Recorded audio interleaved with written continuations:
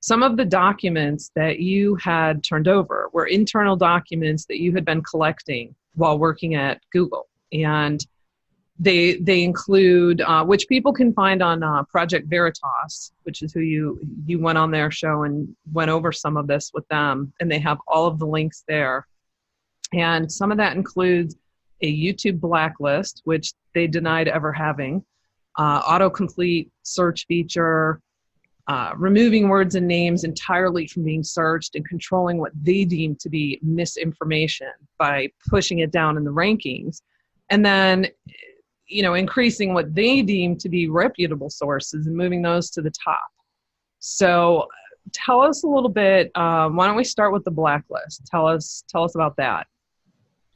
Yeah, so I was listening to some Google executives giving testimony saying that they didn't have blacklists, saying that they didn't have a political bias or ideology. So I just, as a full-time employee of Google, I just went to their internal search page and typed in blacklists.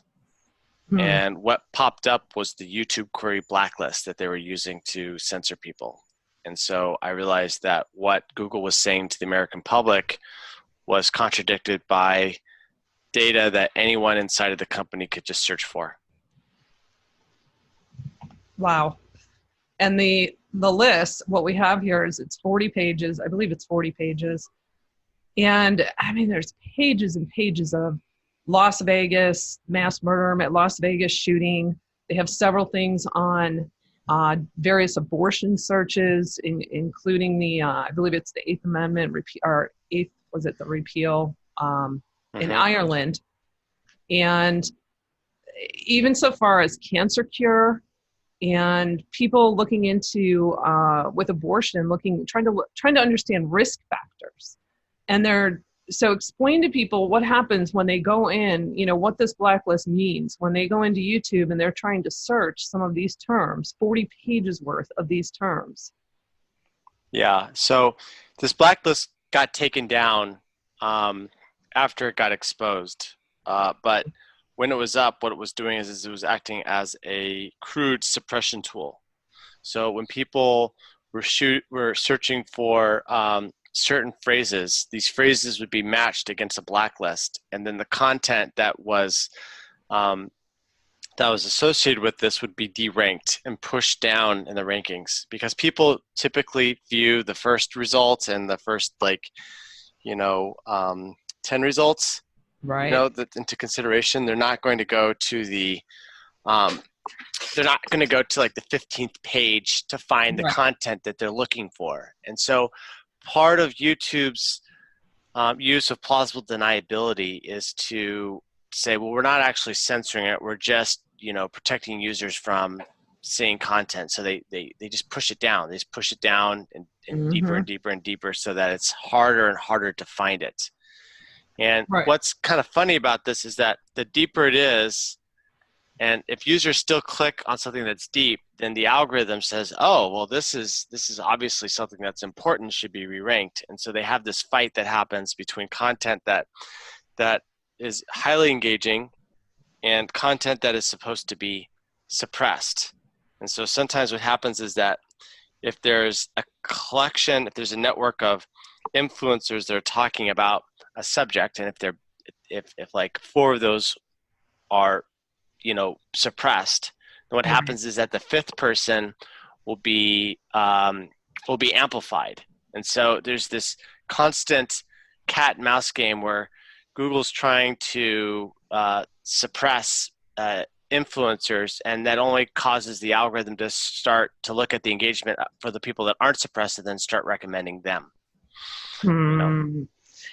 Now, I just want to interject something here that's a little bit, it's completely on topic. It's not something that you disclosed, but it's something I personally witnessed firsthand 8 years ago, and I feel it's important to bring up because I started seeing this in sort of a slightly different arena over in Google about 8 years ago, and I know I had mentioned this to you in a message I sent you, that I used to run an e-commerce store.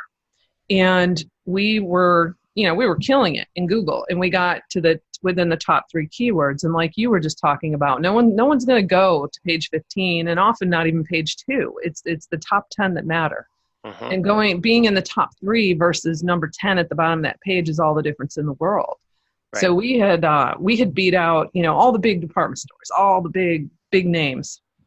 And then Google decides, wow, we have all these smaller storefronts, toppling these bigger ones, and we're going to change our algorithms, and we're going to push the big ones to the top, because we've done, a test survey group and concluded that they want, when they're typing in their keyword searches, they want the bigger stores that they're familiar with to come up at the top, even if those keyword searches are not 100% identical to what products those stores even carry. It was crazy. So what I watched happen is I watched my vendors, competitors, and several other, tons of e-commerce stores just get obliterated and shut down. We watched a lot of brick and mortar shut down, and we watched Amazon just keep climbing and climbing, and all the big companies climbing to the top. So in my opinion, that they've been playing these games for a long time.